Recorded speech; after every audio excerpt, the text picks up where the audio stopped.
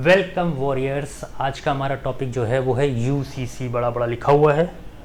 UCC के बारे में पूरे हिंदुस्तान में कश्मीर से कन्याकुमारी तक, गुजरात से अरुणाचल प्रदेश तक, चारों कोनों में पूरे ऊपर से लेकर नीचे तक, चाहे वो ठेला लगाने वाला हो, सब्जी वाला हो, चाहे वो कैबिनेट सेक्रेटरी साहब बैठे हो नॉर्थ ब्लॉक में, किसी भी रिलीजन का हो, किसी भी तरीके का एथनिसिटी हो, कोई भी रीजन हो, किसी भी क्षेत्र का कुछ भी हो, कोई पॉलिटिकल पार्टी, कोई भी आइडियोलॉजी हो, हर कोई यूसीसी के बारे में जानना चाहता है। आज हम इसके बारे में इसकी सारी छटही बरही जान जाएंगे। इसके बारे में पढ़ेंगे हम लोग। पहले सबसे पहले इसकी हिस्ट्री, ये यूसीसी पैदा कहाँ से हुआ, क्या हो रहा है यूसीसी।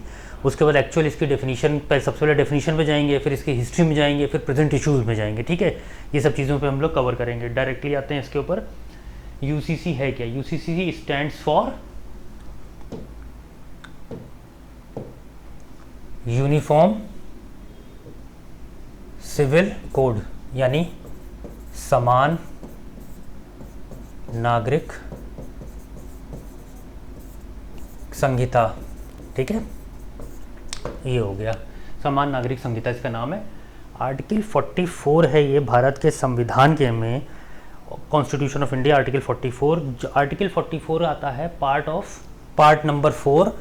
पार्ट नंबर 4 कवर करता है directive principles of state policies, यानी राज्य के नीति निर्देशक तत्व। वो क्या होते हैं? ये वो प्रिंसिपल्स हैं that the state should follow in enacting any policies and laws, making formulating policies and enacting laws, यानी कि कानून बनाते समय या किसी प्रकार की नीतियों के निर्माण में एक राज्य को जिन सिद्धांतों का पालन करना चाहिए, ये वो हैं। ये तीन तरीके के होते हैं, एक गांधीयन, एक होते हैं सोशल, एक होते हैं liberal intellectual. Liberal intellectual category में ये फॉल करता है। लिबरल मतलब खुली विचारधारा, ठीक है, और इंटेलेक्चुअल यानी बौद्धिक विकास जिनका हो चुका है। तो यूनिफॉर्म सिविल कोड को इस तरीके से माना गया है कि जब यूनिफॉर्मिटी कहीं पे लाने से पहले सबका विचार लेना पड़ता है, वही आज की तारीख में चल भी रहा है यहाँ पर।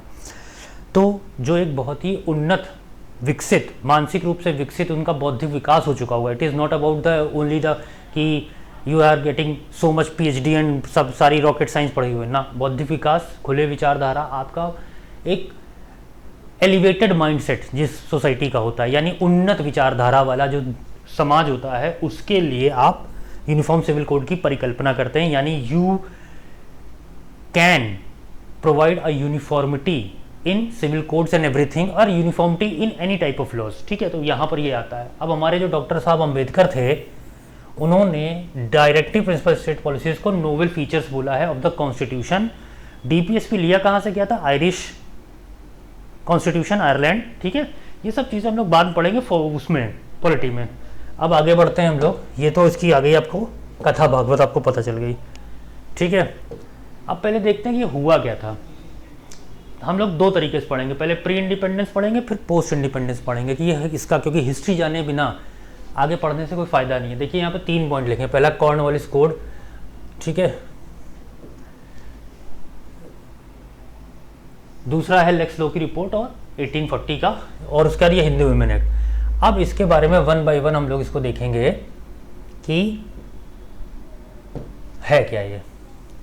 तो आइए जरा बात कर लेते हैं इसके बारे में।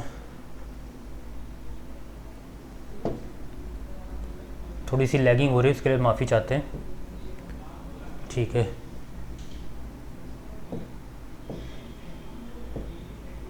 ओके। कॉर्नवालिस कोड के पढ़ने से पहले छोटा सा एकदम जान लेते हैं कि इसका क्या मतलब। इसका सम यूसीसी से इसका डायरेक्ट कोई रिलेशन नहीं है। 1781 में मिस्टर कॉर्नवालिस जॉर्ज वॉशिंगटन के सामने हार करके लौटे थे। अमेरिकन इंडिपेंडेंस वॉर जब चल रही थी तो 1781 में ये हार गए थे और वहाँ से लौटे, सरेंडर करके आए थे। इनको यहाँ भेजा गया, that was the battle of New York, ठीक है, जिसमें ये हारे थे। यहाँ पे इंडिया भेजे गए। इंडिया भेजने के बाद इनको 2 काम दिए गए। लॉ एंड ऑर्डर वाइसरॉय बना, गवर्नर जनरल बना के भेजे गए थे ये, ठीक है, और दूसरा रेवेन्यू। तो रेवेन्यू के बारे में तो बात हम लोग बाद में करेंगे। अब आते हैं लॉ एंड ऑर्डर पर। जब ये यहाँ पर आए तो उन्होंने देखा कि रिलीजियस और कस्टमरी लॉज यहाँ पे चलते हैं, जिनकी वजह से it is impossible to provide any sort of uniform system for maintenance of law and order, क्योंकि हर कोई ये बताता था कि हमने ये काम इसलिए किया हुआ है, हमारे पर्सनल लॉ ये कहते हैं, हमारा कस्टम ये कहता है, हमारा रिलीजन ये कहता है। इनके दिमाग का हो गया दही बुरी तरीके से। अब इन्होंने क्या किया कि civil law and personal laws, इसमें तो इन्होंने कहा कि नो, हम बिल्कुल नहीं घुसेंगे। इन्होंने चेंज किया क्रिमिनल लॉ। क्रिमिनल लॉ में इन्होंने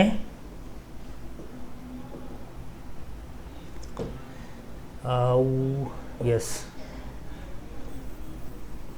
ठीक है, बताते हैं अभी आपको। क्रिमिनल लॉ में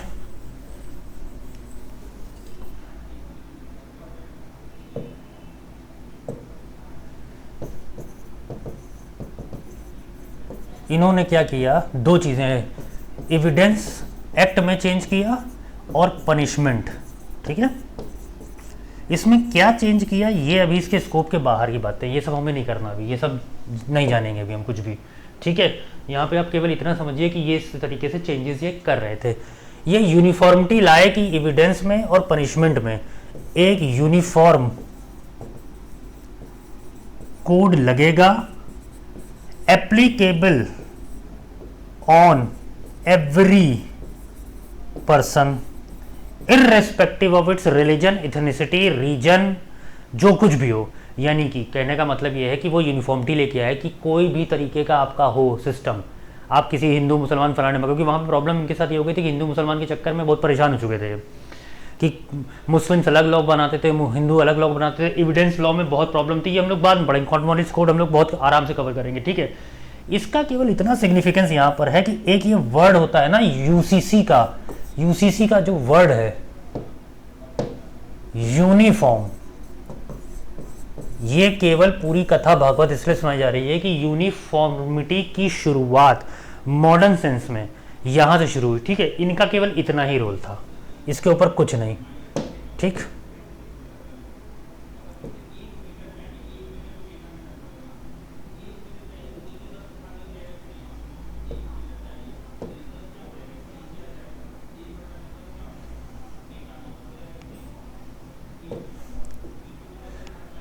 अब आती है दूसरी, ये आते हैं लेक्स लोकी। लेक्स लोकी वाला जो फंडा है इसके बारे में फिर वही बात आती है कि यहाँ पे कॉर्नवालिस के बाद क्या हुआ, फिर उसको थोड़ा समझिए आराम से। ठीक है, इसको ठीक है, एक लॉ कमीशन बनाया गया 1835 में मैकॉले के अंडर में। ठीक है, इसकी एक सब कमेटी थी, उसने 1837 में एक रिपोर्ट दी। यही थे मिस्टर लेक्स लोकी, डिस्ट्रिक्ट जज थे ये रिपोर्ट केवल इतना सा कह रही थी कि अभी क्रिमिनल लॉज वगैरह तो सारे वहाँ पे 17, अब आप देख रहे हैं टाइम पीरियड 1793 में वो आ गया। उसके बाद इन्होंने देखिए यहाँ पर 1835 में बनाया। ठीक है, ये जो टाइम पीरियड था इसमें इन्होंने देखा इनका एक्सपेंशन हो चुका था, ब्रिटिश का एक्सपांशन शुरू हो चुका था। अब उस एक्सपांशन के बाद इनको जो एडमिनिस्ट्रेटिव वो चाहिए, बेनिफिट्स चाहिए थे, एडमिनिस्ट्रेटिव ईज, यानी कि जिस तरीके से यहाँ पर ये चाहते थे कि हर तरीके से एडमिनिस्ट्रेशन चलाने में इनको आराम मिले, उसके लिए इनके लिए बहुत ज़रूरी था कि अगर सारा का सारा सिस्टम एक ही रिलीजन का हो जाए, तो कन्वर्जन पे इन्होंने ध्यान दिया, क्रिश्चियन कन्वर्जन। इस रिपोर्ट ने ये बताया, यहाँ पे ये समझिए कि सबसे बड़ा जो प्रॉब्लम क्रिएट कर रहा है वो कर रहा है प्रॉपर्टी राइट्स, इनहेरिटेंस के, कि हिंदू मुसलमान दोनों के अंदर ऐसा रहता है कि अगर आप क्रिश्चियन में कन्वर्ट हो जाते तो आपको पैतृक संपत्ति नहीं मिलेगी। तो लेक्स लॉ की जो रिपोर्ट आई उन्होंने केवल एक चीज़ बताई,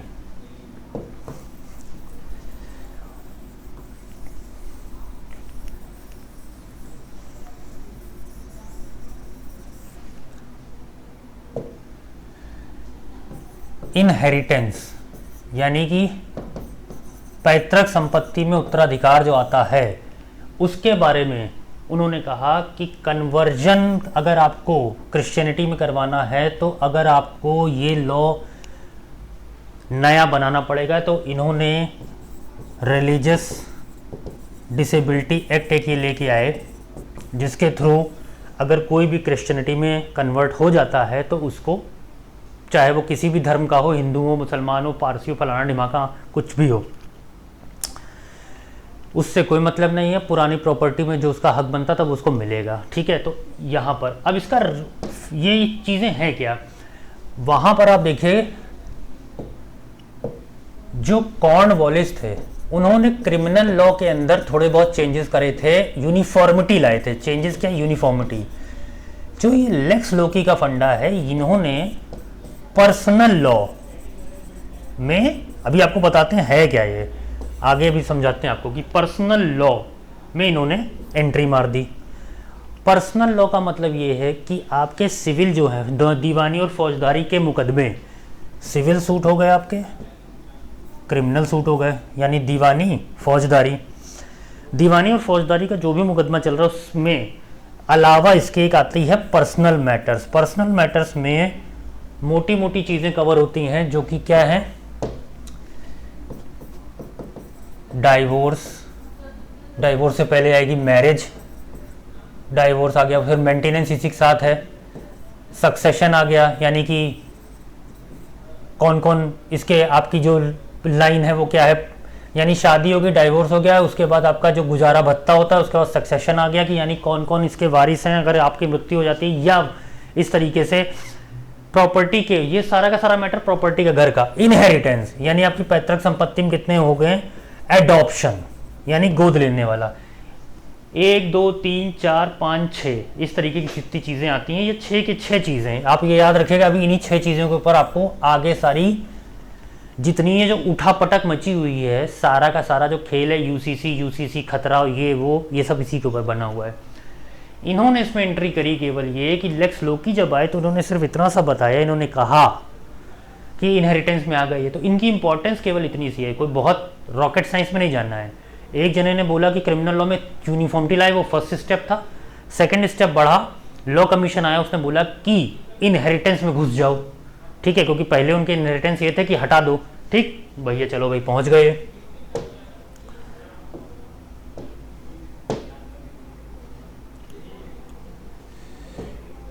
भूल जाते हैं यार,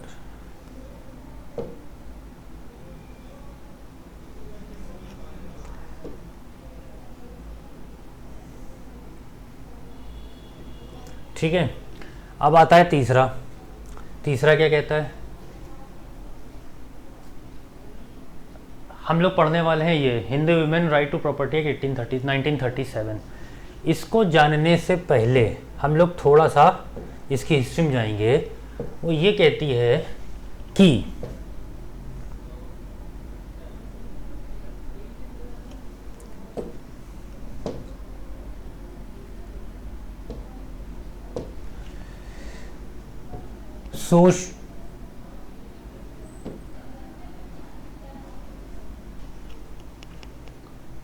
थोड़ा सा स्क्रीन की प्रॉब्लम आ रही है, रुक जाइए।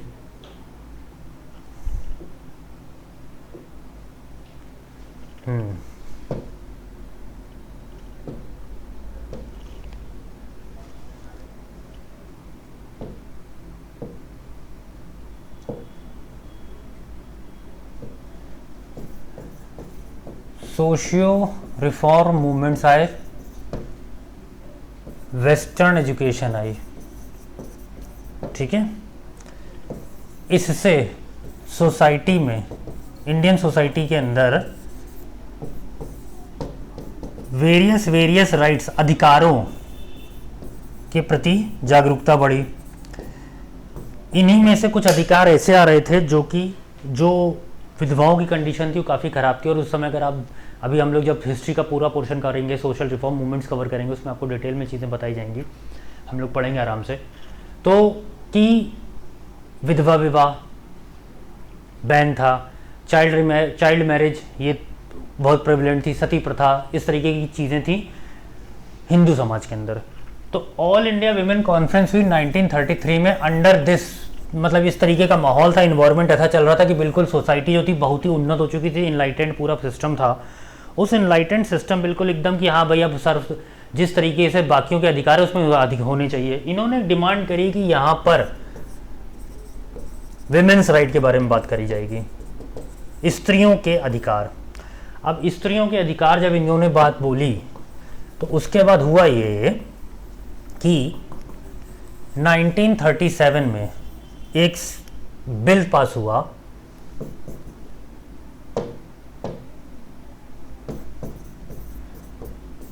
Hindu women right to property act 1937। ये बिल जो था, अभी आपको बताते हैं कहाँ से आया था ये, कि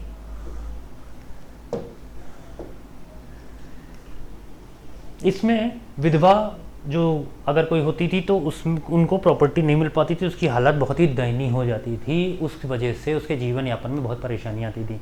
इसको निपटा दिया गया, उनका ना इसको प्रॉपर्टी में अधिकार दिया जाएगा, प्रॉपर्टी में अधिकार लिमिटेड दिए गए थे। वैसे ये सब इस यूसीसी के स्कोप के बाहर है, भी केवल हम हिस्ट्री की बात कर रहे हैं। इस बिल के बारे में ये जानिए कि ये सीडी देशमुख थे, इन्होंने प्रेजेंट किया था ये, ठीक है, लेजिस्लेशन में।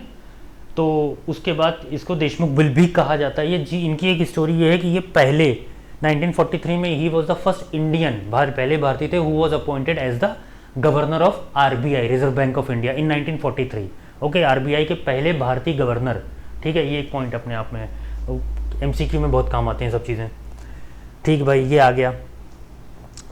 इससे हुआ क्या कि अब एक इसको बताया जाता है मोस्ट सब्सटेंशियल स्टेप टुवर्ड्स, ये देखिए यहाँ पे most substantial step towards the Hindu code bill. ठीक है, क्यों इसको कहा गया? क्योंकि इसके बाद एक 1941 में बीएन राव कमेटी बनाई गई, ये जो कि ये पता लगा रही थी, उसको इसलिए इस्टेब्लिश किया गया ताकि ये पता लगाया जा सके कि जो ये एक्ट है ये कितना काम कर रहा है, कैसे काम कर रहा है, कुछ कर भी पा रहा है कि नहीं पा रहा है, ये हो क्या रहा है, इसमें कितना बेनिफिट मिला है, और जो बेनिफिट मिला है अगर उसको कितना और फैलाया जा सकता है personal laws, Hindu personal law के और डायमेंशंस में, जो अभी आपको 6 बताए जा चुके हैं। इसमें तो इनहेरिटेंस में आए, ठीक है, अब बाकी और चीज़ों में भी क्या क्या किया जा सकता है। और अगर नहीं अभी हो पा रहा है, इसका इम्प्लीमेंटेशन अच्छा नहीं हो पा रहा है, तो क्यों नहीं हो पा रहा है, इसके लिए कमेटी बनाई गई। यहाँ तक अभी आप लोग शांत हो जाइए। अब आइए दूसरा पहलू देखिए कि भैया हिंदुओं के साथ तो ये सब चल रहा था कि जो हिंदूज अपने आप को आइडेंटिफाई कर रहे थे, लेकिन हुआ ये कि जैसे कि इन्होंने नहीं छेड़ा था मुस्लिम पर्सनल लॉज को, वैसे ही यहाँ पर भी, क्योंकि रिफॉर्म मूवमेंट्स जो थे वो हिंदू समाज के ही लोगों ने अपने समाज का रिफॉर्म किया, और वहीं अंदर से आवाज़ उठी कि हमको इस तरीके के रिफॉर्म्स चाहिए। मुस्लिम एलीट जो थे, जो रिफॉर्मिस्ट की बात कर लो, चाहे सर सैयद अहमद खान हो, चाहे और भी कोई हो, इस तरीके के जितने रिफॉर्मिस्ट थे, इन लोगों ने रिफॉर्म किया, लेकिन under the guidelines of Sharia and Islam. ठीक है, तो इन्होंने क्या किया कि Sharia law of 1937 was passed. देखिए यहाँ पे 37 में ये एक्ट पास हो रहा प्रॉपर्टी का, और यहाँ पर इन्होंने ये पास किया 1937 शरिया एक्ट, जो आज भी है। अभी हम लोग आगे पढ़ेंगे तो देखिए बताएंगे आपको कि वो आज स्टिल वही एक्ट काम हो रहा है, चलता जा रहा है। ठीक है, was passed which stipulated that all Indian Muslims would be governed by Islamic laws on marriage, ठीक, शादी, डाइवोर्स, उसके बाद फिर मेंटेनेंस देना है अगर तो मेंटेनेंस कितना देना है, कैसे देना है, कब तक देना, वगैरह वगैरह। एडॉप्शन की किस एडॉप्ट कर सकते हो, नहीं कर सकते हो, करोगे तो कैसे, वगैरह वगैरह। सक्सेशन, लाइनेज तुम्हारी क्या है कि कौन कौन तुम्हारे बाद कौन कौन तुम्हारा उत्तराधिकारी है। और आता है last but not the least the inheritance. Inheritance का मतलब बाप दादा की पैतृक संपत्ति में किसका किसका अधिकार है, क्या क्या है, ये सारी। अब ये जो लाइन मैंने आपको बताई है 6 पॉइंट से, यही याद रखिएगा, क्योंकि ये जो यूसीसी का सारा बवाल कटा हुआ है ये केवल इसी में है, पर्सनल लॉज के अंदर। ये बात एकदम यहीं पर आप समझ लीजिए, इसी पॉइंट पर आगे चलने के बजाय कि जो यूनिफॉर्म सिविल कोड है वो पर्सनल मैटर्स के ऊपर केवल बात हो रही है। अदरवाइज फौजदारी, दीवानी, क्रिमिनल और सिविल के लिए अगर आप पर्सनल मैटर के बाहर जाते हैं तो बिल्कुल वही लॉ लगेंगे जो बाकियों सबके ऊपर लगते हैं। ठीक है, ऐसा नहीं हो सकता कि आप ये बताएंगे कि हमारा पर्सनल लॉ ये कहता है इस वजह से मैंने फलाना के घर पे कब्जा कर लिया है, ऐसा नहीं है। जो दीवानी फौजदारी के मुकदमे वो सब ऐसे ही, पर्सनल लॉ के ऊपर केवल बात हो रही है यहाँ पर। अब हम लोग आगे बढ़ते हैं, जरा देखते हैं कि यहाँ तक तो कथा हो गई इंडिपेंडेंस के पहले की। अब आ जाता है भारत आज़ाद हो गया 1947 के अंदर। भाई कमेटी बनाई गई, जवाहरलाल नेहरू साहब आ गए, उन्होंने बोला कि ऐसा है। BN राव कमेटी 1941 में बनी गई थी, भाई आपने देखा। उस कमेटी ने बताया कि भाई ये लॉ बनने हैं, बहुत डेलिब्रेशन हुआ, सब ने बोला कि एक यूनिफॉर्म सिविल कोड आ जाए, आर्टिकल 44 में अभी था ही था। लेकिन उसमें बताया ये गया कि समाज अभी जो है नया नया बना है, भारतवर्ष अभी नया नया बना है, अभी भी पार्टीशन हुआ, और जो मुस्लिम हैं और जो माइनॉरिटीज़ हैं उनको ये डर है कि उनकी रिलीजियस फ्रीडम ख़त्म हो जाएगी।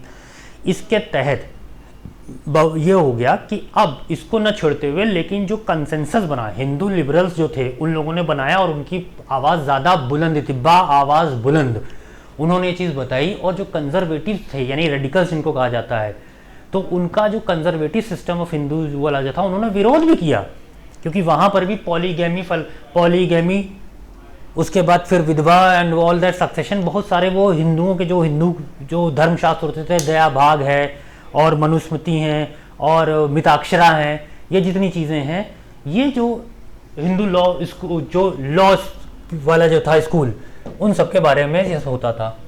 लेकिन जो लिबरल ग्रुप था, उसके बाद उनको जवाहरलाल नेहरू को सपोर्ट मिला, उन्होंने पूछा कि हाँ भाई कोई कोड बिल लाया जाए, उन्होंने कहा हाँ ठीक है, पर्सनल लॉज कोडिफाइड हो जाने चाहिए। कोडिफाइड मतलब उनका पूरा एक नियम होना चाहिए कि कोई रीजन हो, कोई भी रिलीजन हो, कोई भी एथेनिसिटी हो, यानी कोई भी क्षेत्र हो, कोई भी धर्म हो, कोई भी आपके कस्टम्स हो, किसी प्रकार के इलाके में आप रहते हो, आप पर्सनल लॉज में आपके ऊपर यही कोड्स लागू किए जाएंगे। ठीक है, तो उसके बाद डॉक्टर BR अम्बेडकर उसके हेड थे, जो कि बाद में हट गए थे, उनके कुछ पर्सनल मैटर्स थे, उनका कुछ, वो सब इसके बाहर की बातें हैं, ये सब अभी बाद में बात करेंगे।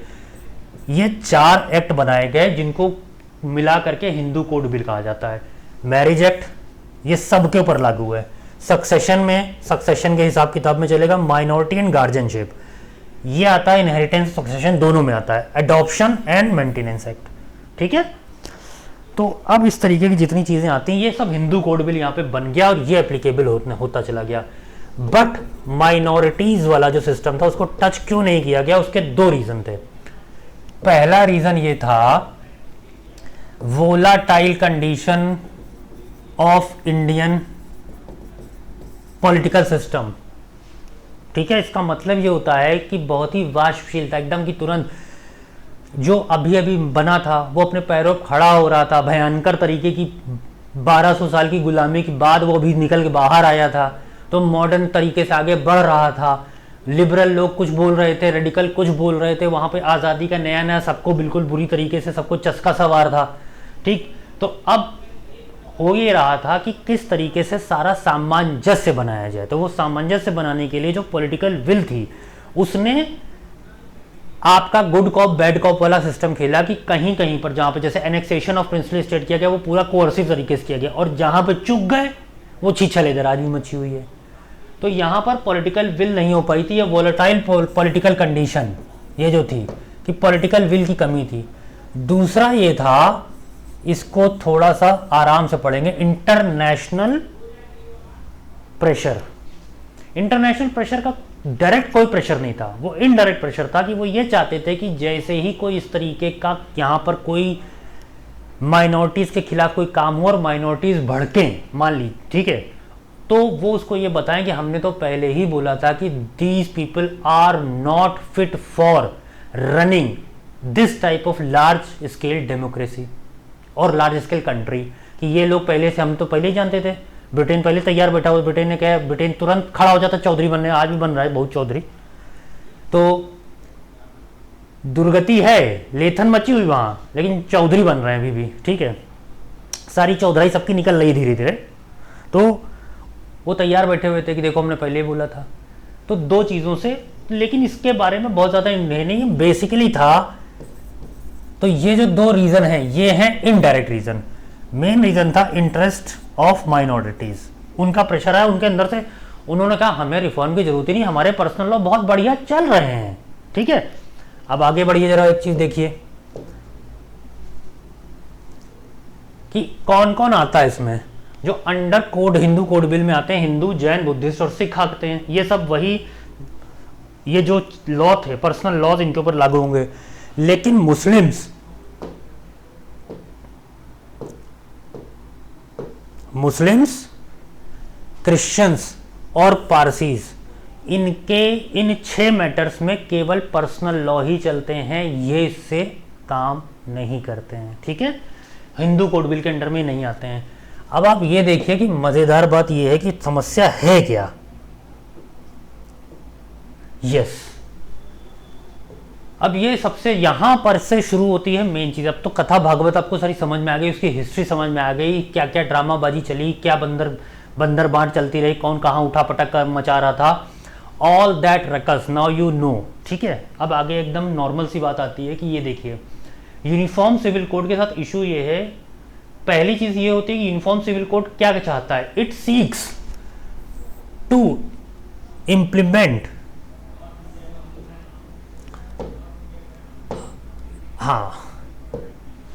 It seeks to implement the same set of secular civil laws, ठीक है। सेक्युलर का मतलब है respective of any region, irrespective of any religion, ethnicity, cult, तुमने किसी की भी गंडा ताबीज मुल्ला मौलवी को मानते उससे कोई लेना देना नहीं, ठीक। जो स्टेट ने बता दिया है, स्टेट ने जो नियम बना दिए हैं तुम फॉलो वही करोगे। Laws to govern all people including those belonging to different religions and regions. भैया अभी आपको याद है ना कॉर्नवालिस ने क्या बताया था कि कोस कोस पे पानी बदले 4 कोस पे बानी, ये तो हालत थी हिंदुस्तान की। आज भी वही है कि खूब एकदम डायलेक्ट्स, यहाँ पे 4,500 डायलेक्ट्स हैं भाषा।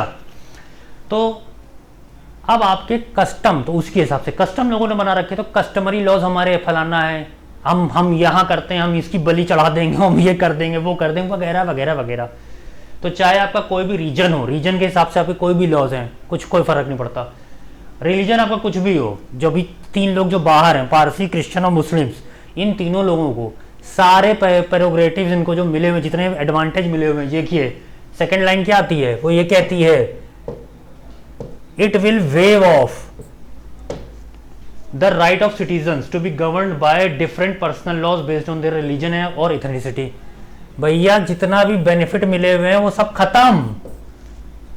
जितनी दुकानें चल रही हैं जो कि बकायदा पर्सनल मैटर्स में, चाहे मुस्लिम्स हों, चाहे क्रिश्चियंस हों, चाहे पारसीज हों, इन लोगों को पर्सनल मैटर्स में जाना पड़ता है अपने धर्म गुरुओं के पास। और उस तरीके के जो ऑर्गेनाइजेशन है जैसे all India Muslim personal law board, एक प्राइवेट एंटिटी है, लेकिन इसका बहुत बहुत बड़ा रोल आता है, ठीक है। अभी आप देखिएगा इसका रोल क्या है, इतना खतरनाक है। अब uniform civil code intends to apply to the whole body of legislation governing, ये आती है मजेदार बात, सब सारा खेल ही बदल देगा ये। सबसे पहली बात, प्रॉपर्टी राइट बदल गए। Uniform civil code intend to apply whole body of legislation governing, UCC आने के बाद पर्सनल लॉ गए खत्म। अब चाहे प्रॉपर्टी राइट हो, चाहे आपका मैरिज का केस हो, डाइवोर्स का केस हो, मेंटेनेंस हो, एडॉप्शन, इनहेरिटेंस, ठीक है, ये सब आएगा। क्योंकि ये देखिए ये है वो सक्सेशन वाला, यानी कि उत्तराधिकार। प्रॉपर्टी राइट्स में उत्तराधिकार आते हैं, कितने कितने वारिस हैं, कौन कौन उसके ऊपर क्लेम कर रहा है कोई भी प्रॉपर्टी, तो उसके ऊपर क्लेम करने के लिए जो हिंदू कोड बिल है उसमें तो नियम कानून बने हुए हैं कि आप कोर्ट पहुंच गए फट्टे से, सुप्रीम कोर्ट हो, हाई कोर्ट हो, और क्या कहते हैं डिस्ट्रिक्ट कोर्ट हो, कोई भी है, वो आपको तड़ से आपको रेमेडी प्रोवाइड कर देगा।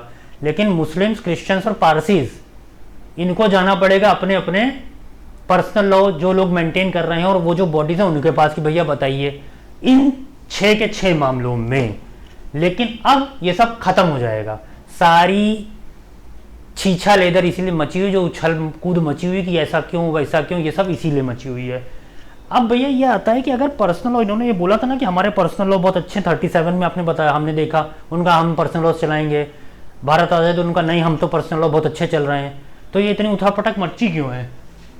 इसलिए मची हुई है भैया, ये देखिए पर्सनल लॉ के बाद हुआ क्या।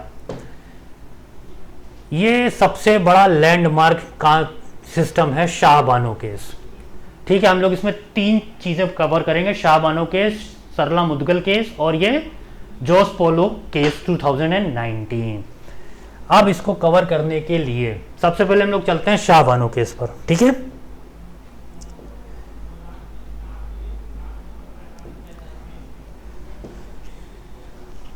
यस, इस शाह बानो केस का सिस्टम ये था, देखिए, landmark suit which was dealt with the problem of triple तलाक, ठीक है, शाह बानो केस इसमें था। ओके, ये केस 1980 उसमें आया था, क्या कहते हैं, 1985 का केस था।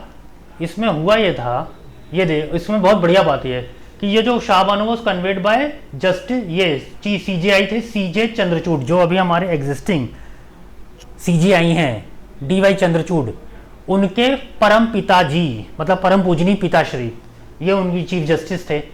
अब उन्होंने किया क्या, ये मेंटेनेंस दिया गया, उसमें बहुत ही नॉर्मल सा तरीके से पढ़िए, क्रिटिकल एनालिसिस में आपको बता देता हूँ कि ये 1985 में हुआ था। बहुत सिंपल में बताते हैं, एकदम बहुत छोटी सी बात है। 40-45 साल की शादी के बाद इन्होंने ट्रिपल तलाक दे दिया, ट्रिपल तलाक पट से बता दिया, तलाक तलाक तलाक, शादी उस वो चली गई कोर्ट, इंदौर कोर्ट ने बोला कि ठीक है हम आपको देंगे हर्जाना, ठीक है दीजिए मेंटेनेंस। इनके पतिदेव जो थे वो चले गए सुप्रीम कोर्ट, सुप्रीम कोर्ट ने बोला कि नहीं भैया 20 रुपये पर मंथ देना पड़ेगा। 1985 की बात है ये। अब भैया all India Muslim personal board, Rajiv Gandhi सरकार के ऊपर प्रेशर उसने बनाया, नॉन स्टेट एक्टर हैं भाई, ये सब प्रेशर ग्रुप्स हैं। इन्होंने कहा कि ऐसा है, देखिए आप तो, और ये फुल मेजोरिटी में आने के बाद, होने के बाद भी इन्होंने उस ऑर्डिनेंस को पलट दिया और वहां पर ये लेके आ गए अभी वो जो आप जो केस देख रहे थे ये वाला,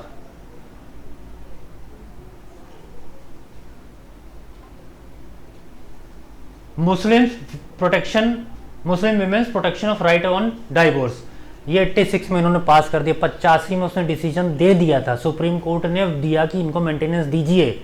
अपने आप में बहुत बड़ा बवाल हुआ था। शाह बानो केस एकदम लैंडमार्क है पर्सनल लॉज और यूसीसी लाने के लिए। भैया ये हो ही रहा था, उसके बाद फिर सरला मुदगल केस आ गया।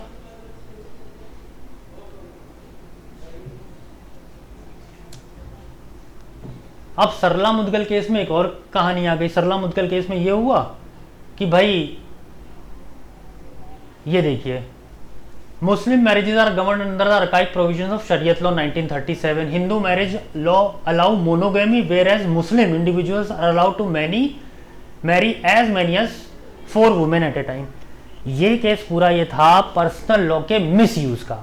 शाह बानो वाला केस जो था उसमें पर्सनल लॉ के उसके चक्कर में उसको मेंटेनेंस देने से उन्होंने मना कर दिया। बाद में सुप्रीम कोर्ट ने उसमें बहुत सारे चेंजेस किए कि भाई उन्होंने बोला कि हमारे शरिया के हिसाब से इतने दिन तक दिया जाता है, उनका आगे बढ़ाया। वो सब केसेस आगे चल रहे हैं, वो सब डे बाय डे उसमें चेंजेस आते जा रहे हैं। केवल इतना जानना है कि ये पर्सनल लॉ के से क्या समस्याएं खड़ी होती जा रही हैं। ये तो केवल बड़े बड़े 3-4 केसेस अभी आपको केवल बताएंगे, बाकी नहीं।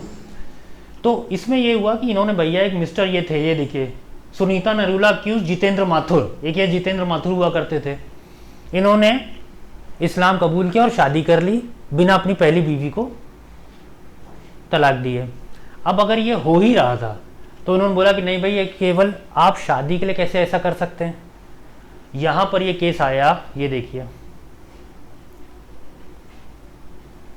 Judgement, supreme court of India is guardian in marriage, हाँ, the conversion of religion and marrying another woman will not result in the dissolution of the previous marriage solemnised under Hindu marriage law.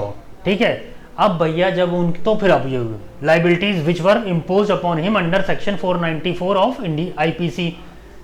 ठीक है, अब marriage can be dissolve under the provision of divorce act, क्योंकि भैया ये उसमें ये आया कि जब आपने कन्वर्जन कर लिया तो इसका ये मतलब नहीं कि आपने हिंदू धर्म, अब हिंदू कोड बिल आपके ऊपर नहीं लगेगा। यहाँ पर इतना इसके उसमें हम लोग नहीं जाएंगे कि ये अंदर अंदर क्या हो रहा था। यहाँ केवल ये बताना है कि किस तरीके से पर्सनल लॉज का मिस यूज हो रहा था। इसी के साथ ही साथ एक जबरदस्त बात और आती है। अभी तीसरा केस आता है 2019 में, जॉस पॉल कोटिनो का। ये केस था पूरा इनहेरिटेंस के ऊपर।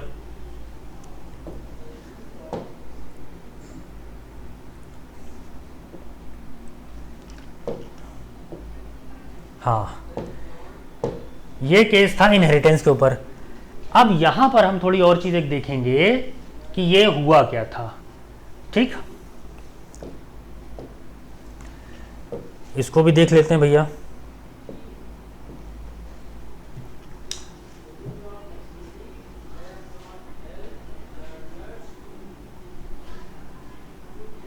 No attempt has been made yet to frame a uniform civil code, इसमें ये स्टेटमेंट उन्होंने दिया था। ये केस ये हुआ करता था कि उन्होंने बताया कि उनकी प्रॉपर्टी गोवा से बाहर थी, गोवा के डोमिसाइल थे। इसमें जो उन्होंने बाहर की प्रॉपर्टी भी अगर है तब भी इनहेरिटेंस में गोवा का जो सिविल कोड है वो लगेगा। हमेशा से आप लोग पढ़ते जा रहे हैं कौन सा स्टेट है जिसमें सिविल यूनिफॉर्म सिविल कोड है, उसका नाम लिया जाता है गोवा। अब इसके बारे में एक चीज़ आप जान लीजिए कि ये क्या है, यहाँ पर ऐसा क्या, सिर्फ ये नहीं है कि भैया यहाँ पर गोवा में यूनिफॉर्म सिविल कोड लगता है। इसका जो काम वो है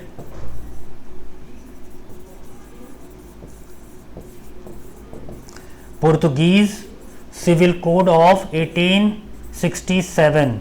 ये है पुर्तगीज सिविल कोड ऑफ 1867, जबकि 1961 में जब ये पुर्तगीज वहां से छोड़ के गए, भारत ने एनेक्स किया, तो पार्लियामेंट ने, गोवन ने, सबने बोला कि हम इस सिविल कोड के हिसाब से अपने पर्सनल लॉस, हमें ये सिविल कोड पसंद है हमारे पर्सनल मैटर्स को सॉल्व करने के लिए।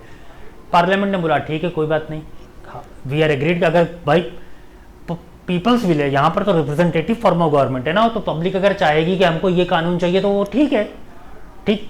तो ये वहां पर पुर्तगीज सिविल कोड 1867 चलता है, और ये चाहे कोई भी आपका रिलीजन हो, कुछ भी हो, हिंदू मुसलमान सिख ईसाई फलाना ढिमाका कुछ भी हो, आप अगर आप गोवा के डोमिसाइल हो तो वहां पर इसी सिविल कोड से आपके पर्सनल मैटर 6 जो बताए गए वही करेंगे, चलेंगे, ठीक है। अब ये आया, इसमें सुप्रीम कोर्ट ने एक बहुत अच्छा रिमार्क दिया था कि शाइनिंग एग्जाम्पल ऑफ यूसीसी, क्योंकि सरला मुदगल केस में एक बहुत अच्छी चीज बताई थी उन्होंने कि जब 80% of citizen have already been brought under the codified personal law, there is no justification whatsoever to keep in abeyance anymore the introduction of uniform civil code for all citizens. ये बात इतनी सी कह रहा है कि लटकाने का कोई जस्टिफिकेशन है ही नहीं दो, ठीक। ये इन्होंने सरला मुदगल केस 95 बता दी, क्योंकि 85 में जो बताया गया कि देखो पर्सनल लॉज का मिसयूज हो रहा है। 10 साल बाद फिर एक केस आया कि भाई पर्सनल लॉ के अंडर में फिर इन्होंने रायता फैला दिया कि इधर से उधर कन्वर्ट होगा, शादी कर ली फट्टे से, ओके, ये सब हो गया। तो यहां पर इन्होंने बोला सुप्रीम कोर्ट पहले से जानता था, मतलब वो परेशान हो रहा था, जुडिशियल एक्टिविज्म यहीं से आता है कि उसको पता है जुडिशरी को। अच्छा, जुडिशरी का काम लॉ बनाना तो है नहीं, लेकिन जुडिशरी का काम यहां पर आता है कि judiciary is the sentinel guardian at the vigil, sentinel of the constitution, sentinel of the laws. अगर वो नहीं होगा, गार्जियन है वो, उसकी ये ड्यूटी है, मतलब उसका, यस ड्यूटी बोलेंगे, उसका ये ड्यूटी है कि वो ये देखता है कि ये जो लॉज है इनका फॉलो अप हो रहा है कि नहीं हो रहा है, प्रॉपरली ये चल रहे हैं कि नहीं चल रहे हैं, और अगर अच्छे चल रहे हैं, बुरे चल रहे हैं, मिस यूज हो रहा है, मिस यूज हो रहा है, अब्यूज हो रहा है, किस तरीके से सदुपयोग दुरुपयोग क्या क्या हो रहा है, ये सब वो लोग देखते हैं। तो यहां पर उन्होंने बोला कि सो यू लाया जाए। यहां पर 2019 तक आते आते, क्योंकि बीच में बहुत कुछ हुआ, 2002 के केसेस, 2007 के केसेस हैं, जिसमें कि देखा गया कि मुस्लिम, क्रिश्चियंस, पारसीज, जूज, इस तरीके की जहां जहां जिनको जो जो परमिशन दी गई है पर्सनल लॉज से अपने पर्सनल मैटर को सॉल्व करने की, वहां किस तरीके से छीछा लेदर मचा रखी इन लोगों ने। तो अब जो है यहां पर इन्होंने कि supreme court has referred Goa is the shining example of UCC. अब हम लोग आगे बढ़ते हैं, वो ये है कि जो बहुत चौधरी बन रहे हैं उनके बारे में जरा जान लें हम कि कहां कहां पर क्या कंट्रीज, क्योंकि बहुत आजकल पूरे मीडिया में छाया हुआ है, हर कोई कंट्री बहुत ज़्यादा ज्ञान देने की कोशिश करता है, और भारतवर्ष चूंकि भाई चौधरी तो 2 ही लोग हैं, वेस्टर्न कंट्रीज, हम तो ओरिएंटल हैं, हम ओरिएंटल सोसाइटीज, और ओसिडेंटल जो है वही सब कुछ उनको पता रहता है, वो उन्हीं सब जानकारी रहती है। ओरिएंटल तो बेचारे कुछ जानते ही नहीं है। तो अब भाई इनके अंदर ये रहता है कि भाई देखें यूसीसी के बारे में हो क्या रहा है, और इनको जानना सिर्फ इतना है कि जो यूसीसी होगा वो कैसे, जैसे कि अभी मोदी गवर्नमेंट जिस तरीके से बड़े बड़े डिसीजन ले रही है तरह बेतरह के, और यूसीसी की तरफ आगे कदम बढ़ाया जा रहा है। तो अब पहले हम लोग जान लेते हैं क्या ये जो दोनों रीजन है, चाहे ये पूरा यूरोपियन रीजन हो, चाहे ये पूरा अमेरिकन कॉन्टिनेंट हो, यहां पर आप बड़ा बड़ा याद कर लीजिए, नो पर्सनल लॉज, ठीक है। अमेरिकन सिस्टम में तो और भी खतरनाक है, क्योंकि वहां पे तो डुअल कॉन्स्टिट्यूशन चलता है, हर स्टेट का, उनके यहाँ 51 जो प्रोविंसेस उनके सबके अपने अपने अलग अलग कानून है, ठीक है। वहाँ बाई कैमरलशिप भी है, सॉरी डुअल सिटीजनशिप भी है, वगैरह वगैरह, वो तो बहुत रायता उनका फेडरल सिस्टम उनका। लेकिन मुद्दे की बात ये आती है कि भैया जो जहां पर भी तुम रहते हो, कंट्री हो, स्टेट हो, जो भी लॉ फॉलो कर रहे हो, इससे लेना देना नहीं है, वो लगेगा सबके ऊपर एक जैसा। नो प्रेफरेंशियल और डिफरेंशियल ट्रीटमेंट, ये वर्ड याद रखिएगा। जो लोग यूपीएससी पीसीएस वगैरह इन सब की जो तैयारी कर रहे हैं, जिन लोगों को आंसर राइटिंग करनी है, उनके लिए ये वन लाइनर बहुत है, क्योंकि यूसीसी का जो टॉपिक है ये GS1 GS2 3 4 सब में आता है, सब में इंटरनल सिक्योरिटी का पॉइंट है, कम्युनिस्ट में हो जाएगा, एथिकल्स का पार्ट है ही है, पॉलिटिक कोर में बैठा हुआ है, social reform social issues part 1 paper 1, और जो सबसे बड़ी चीज कवर करेगा वो क्या करेगा, एसे राइटिंग, सबसे हॉट टॉपिक है ये। तो UCC refers that there would be no preferential और differential treatment depending on your religion और रीजन। ये लाइन एकदम चट मारी, एकदम रट मारो इसको। किसी भी प्रकार का कोई भी प्रेफरेंस नहीं दी जाएगी, किसी प्रकार का कोई अलग अलग डिफरेंशियल यानी डिफरेंट डिफरेंट ट्रीटमेंट नहीं मिलेगा, किसी तरीके का कोई भी प्रेफरेंशियल की हिंदी जो भी होती है वो देख लेना, अभी याद नहीं आ रहा है।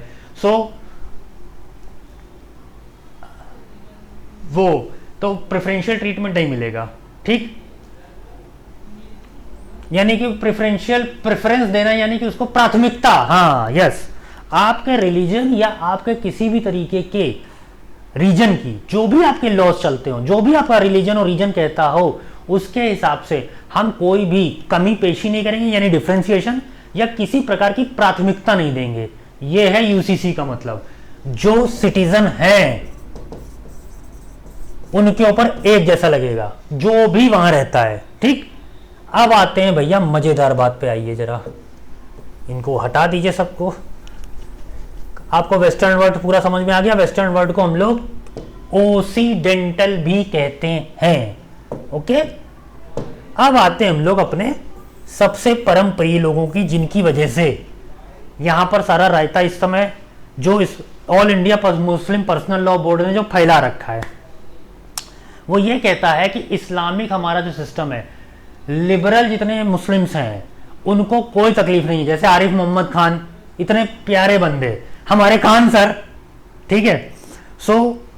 इतने ये सब लोग जो हैं, जो लिबरल सिस्टम होता है, वो ये कहता है साफ साफ कि भैया हमको बहुत ज्यादा जरूरत है यूनिफॉर्मिटी की, ठीक है।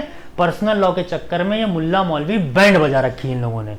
उसके बाद पॉलिटिकल पार्टीज हैं जो कि इसके ऊपर बेस करती हैं, ठीक, उन्होंने इसको एक इशू बना रखा है, और वो फिर वही मुस्लिम अपीजमेंट के चक्कर में, और जो जैसे हमारे भाईजान है ओवैसी जी, तो he is a gem of a person, the learned person. आपको उसके जैसा बंदा जब वो बोलता है मजा आ जाती है, लेकिन बस वहीं पर आकर के सारा का सारा गुड़ गोबर वो कर देते हैं, जैसे ही वो केवल इस्लाम इस्लाम इस्लाम इस्लाम करने लग जाते हैं। भैया रिवाइवल की जरूरत है, लेकिन रिफॉर्म के साथ।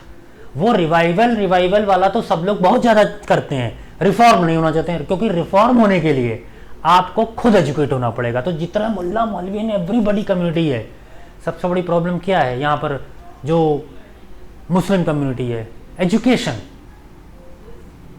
तो खुद जो जो पढ़ता जा रहा है, जो जो वेस्टर्न, और यही वो चाहते हैं कि जैसे जैसे कम्युनिटी पढ़ती चली जाएगी, वैसे वैसे ये समझ में आ जाएगा कि ये जितने मुल्ला मौलवी बैठे हुए हैं, ये सब जबरदस्त तरीके से सिर्फ दुकानें चला रहे हैं, मजे ले रहे हैं खुद के, और इनको पूरी कम्युनिटी को पीस रहे हैं, ठीक है।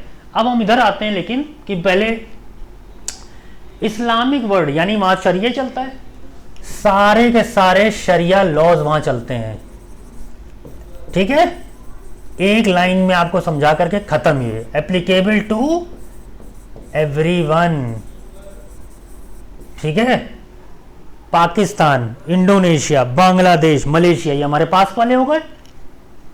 पूरा गल्फ रीजन जितना भी इस्लामिक कंट्रीज है वहां की, ब्रुनेई, ठीक है, नीचे वो पहुंच गया, ठीक है। जो कुछ भी है, जहां पर भी शरिया लॉ चलते हैं, वहां पर ये नहीं बताया जाता है कि आपके पास किसी प्रकार की नॉन मुस्लिम्स जो हैं उनके कोई पर्सनल राइट्स ऐसे नहीं है, पर्सनल लॉज उनके पास कोई नहीं है कि आप वहां पर अपने पर्सनल लॉ चलाएंगे। तो भैया वो वहां पर भी यूसीसी है, शरिया बेस्ड ही है, लेकिन है तो यूसीसी, बस इतनी सी कथा है ये, ओके। तो इसलिए चौधरी किसी को बनने की जरूरत है नहीं।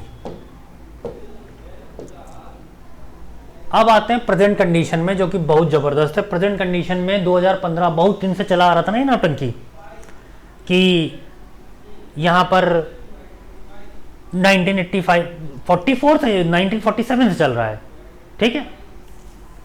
उसके बाद 85 में आया पर्सनल लॉ। पर्सनल लॉ कितने बढ़िया काम कर रहे हैं, ये सुप्रीम कोर्ट देखते देखते आज ही जा चुका था, खजुआ आ गया था बिल्कुल बुरी तरीके से। तो कोई केस आया था, वो भी इनहेरिटेंस का केस था, उसमें भी हम लोग नहीं जाएंगे। उसमें सुप्रीम कोर्ट ने एक बड़ा गजब का रिमार्क दिया, खतरनाक। This can not be accepted, otherwise every religion will say it has a right to decide various issues as a matter of its personal law. We do not agree with this at all. It has to be done through a decree of a court. ऐसा इन्होंने क्यों बोला है? इसमें यह बताया गया था इनका,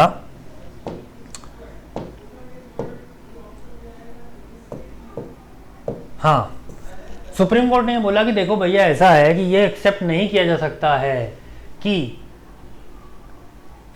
जो भी रिलीजन हो, जो भी रीजन हो, जो भी उनका कस्टमर्स, जो कुछ भी हो रहा है वहां के उनके कोई पर्सनल लॉ हो और उसके हिसाब से वो ये बता दे हमको कि भैया हमारा लॉ ये कहता है, इस वजह से हमारा रिलीजन ये कहता है, हमारा कस्टम ये कहता है, इसके चक्कर में हमारा नया लॉ बन जाएगा। मतलब हम उसके हिसाब से हम अपना काम करेंगे, पर्सनल मैटर्स को डिसाइड करेंगे, ठीक है।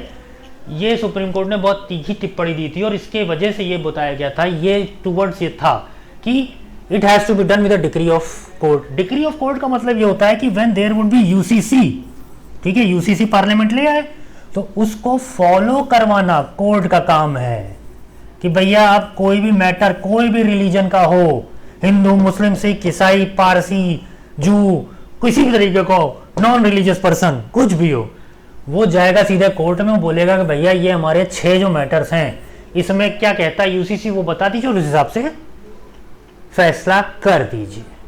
अभी कोर्ट क्या होता है, कोर्ट के पास कोई भी चीज जाती है वो पर्सनल लॉ लेके पहुंच जाता है कि हमारा पर्सनल लॉ ये कहता है, हमारा पर्सनल लॉ ये कहता है, फलाना में ये लिखा है, ढिमाका में ये लिखा है, ये सब शुरू हो जाता है यहाँ पर।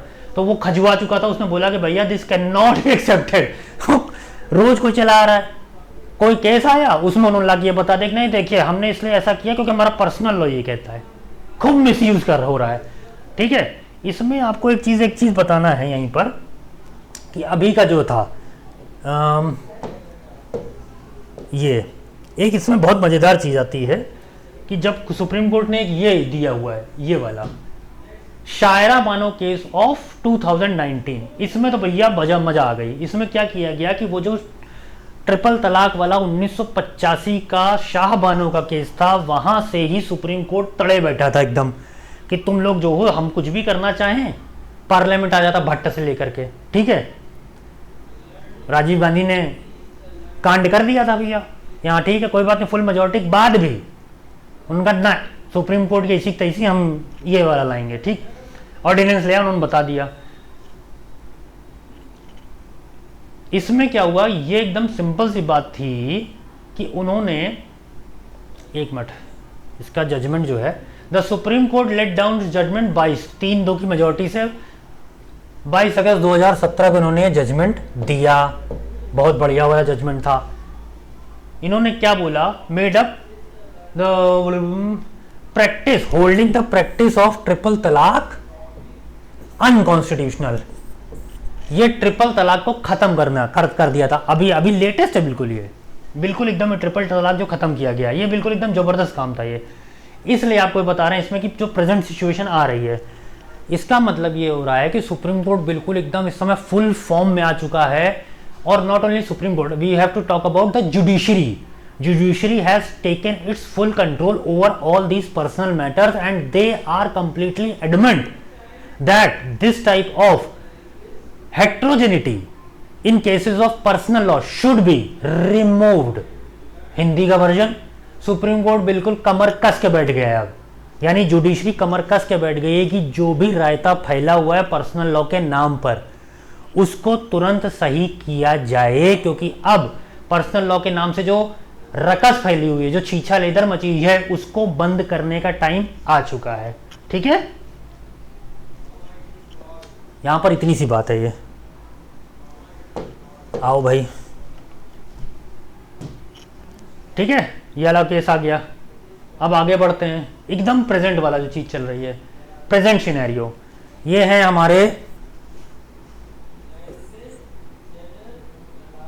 जस्टिस ऋतुराज चौधरी,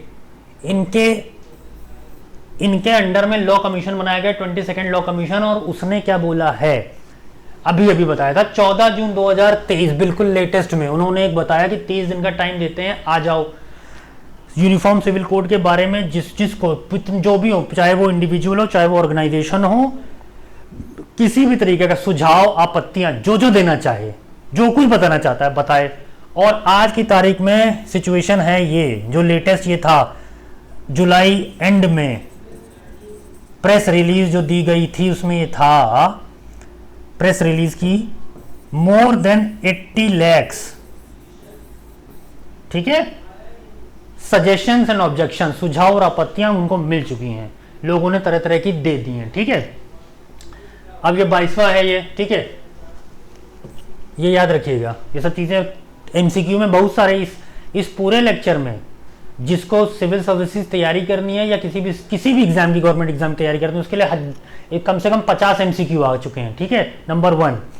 दूसरी चीज ये है कि जिनको कोई लेना देना नहीं होगा, केवल इंफॉर्मेशन के चाहते हैं, वो भी रिसर्च पेपर तक लिख लोगे आराम से, ठीक है। अब आते हैं last but not the least पर, बिल्कुल एकदम फाइनल वर्जन। यहां पर ये पूरा टॉपिक हो चुका है खत्म। एक चीज बस याद रखिएगा, यहां पर इसको कंक्लूड कर रहे हैं, टॉपिक एंड कर रहे हैं, वो ये है कि the critics of UCC continue to oppose. भैया सिर्फ एक ही बात करते हैं, जितने भी लोग इसके विरोध में है, पर्सनल लॉज खतरे में है, उसमें ये आता है कि रिलीजन पर अटैक है। इसके अलावा उनके पास कोई लॉजिक नहीं, कोई आर्ग्यूमेंट नहीं है, तरह बेतरह की बातें बताते हैं। संविधान में हमको राइट टू रिलीजन मिला हुआ है, फलाना फंडामेंटल राइट खत्म हो जाएंगे, ढिमाका चीजें खत्म हो जाएंगी, हमको ये मिला है, हमको वो मिला है, सब अनकॉन्स्टिट्यूशनल बताए दे रहे हैं। घूम फिर करके जब उनसे नीचे तक उतरा जाता है, अंदर क्रक्स में, रूट्स में जाया जाता है, तो पता चलता क्या है, रिलीजन पे खतरा आ जाएगा। जबकि जो पूरा का पूरा, अभी क्योंकि ऐसा नहीं है कि एकदम से किसी ने बोल दिया यूसीसी ले आओ तो आ जाएगा, ये फाइनल वर्डिक्ट है, बिल्कुल लेटेस्ट वाली, 17 जून वाली। आ जाओ भाई, जस्टिस कृष्ण मुरारी हैं, जो कि अभी अभी रिटायर हुए हैं, ठीक है, उनका कनौर। इनका कहना है यूनिफॉर्मिटी इज एनीवे बेनिफिशियल, बहुत फायदेमंद होती है, यूनिफॉर्मिटी लानी ही चाहिए, हर जगह आपकी समानता होनी चाहिए। लेकिन uniform civil code extensive deliberation and consultation के बाद ही आना चाहिए बाहर। Large scale with the public should take place. खूब कंसल्टेशन करिए, और यही होगा अभी। 30 दिन के लिए मांगे क्या, 80 लाख आपत्तियां और सुझाव मिल गए। उसके बाद फिर और भी इसके ऊपर बड़े बड़े रिसर्च स्कॉलर लगे हुए हैं, बड़े बड़े एमिनेंट ज्यूरिस्ट लगे हुए हैं, सोशल ऑर्गेनाइजेशंस लगे हुए हैं, मतलब एकदम बिल्कुल एकदम there is a complete regiment of learned people, वो सब कुछ एकदम इसमें घुसे हुए हैं। खूब डिलिब्रेशंस हो रहा है, हर तरीके के, हर रिलीजन के व्यक्ति को, सबसे एमिनेंट लोगों को बुलाया जा रहा है, ठीक। खूब डिस्कशन होने के बाद ही जो कुछ निकलेगा, जैसे जो होगा, हम लोग उसके बारे में आगे बात करते जाएंगे। फिलहाल आज का यहाँ पर ये टॉपिक ही खत्म होता है, और हम लोग मिलते हैं नेक्स्ट टॉपिक पर। वो हमारा टॉपिक जल्दी लेके आते हैं, ठीक है। Till then have a very very nice day, bye bye, thank you.